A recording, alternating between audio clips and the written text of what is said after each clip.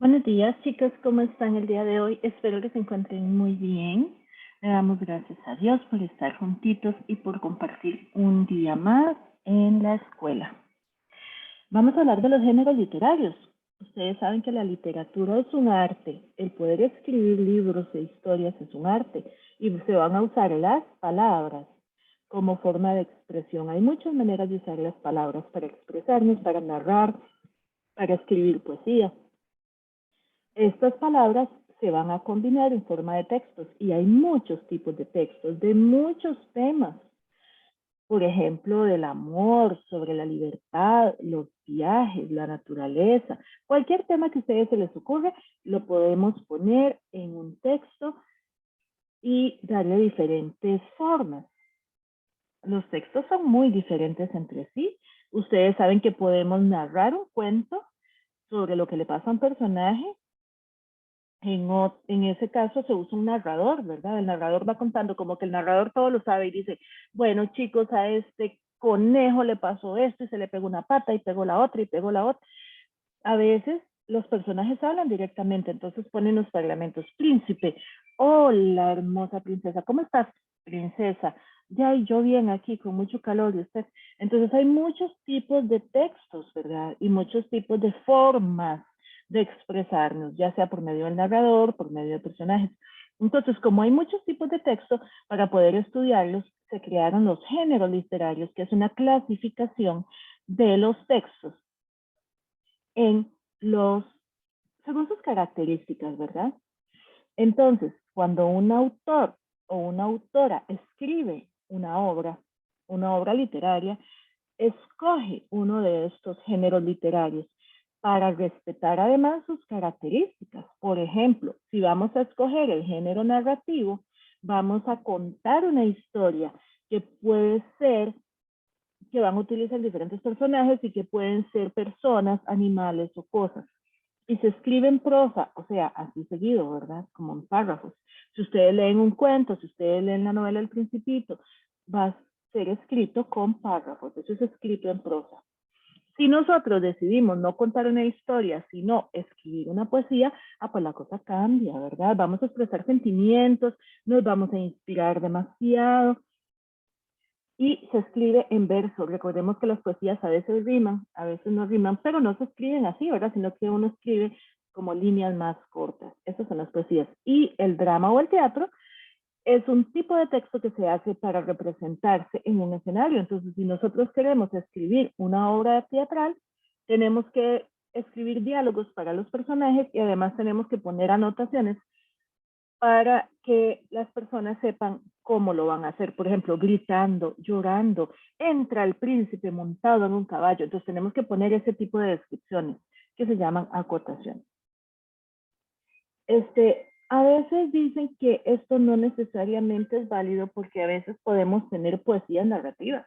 Entonces, si hay una poesía narrativa, ¿en cuál de los dos géneros estaría? O el drama es narrativo porque sí cuenta una historia, tiene personajes, tiempo, espacio.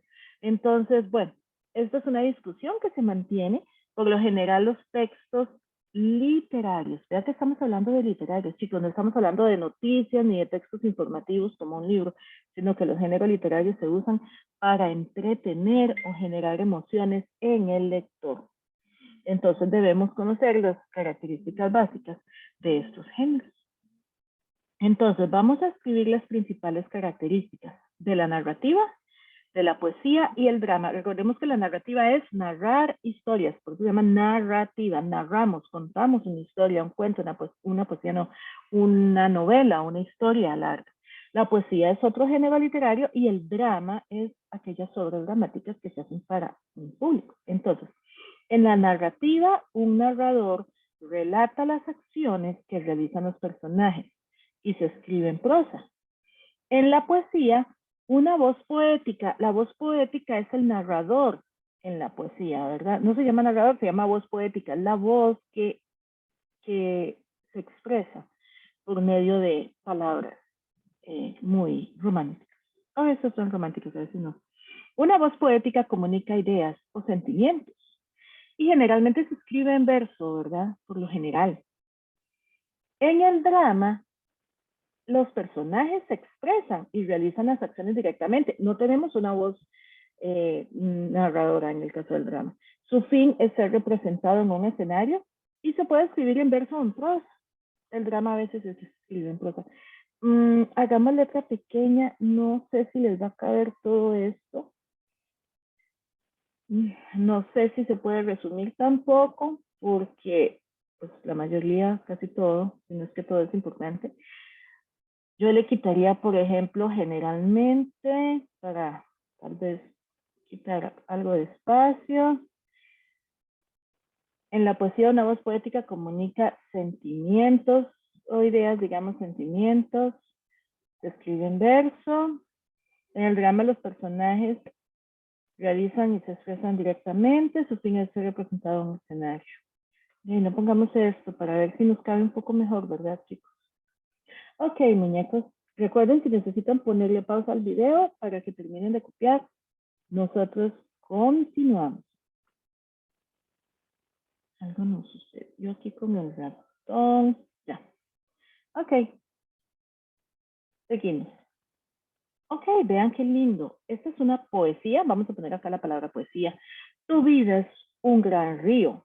Va caudalosamente.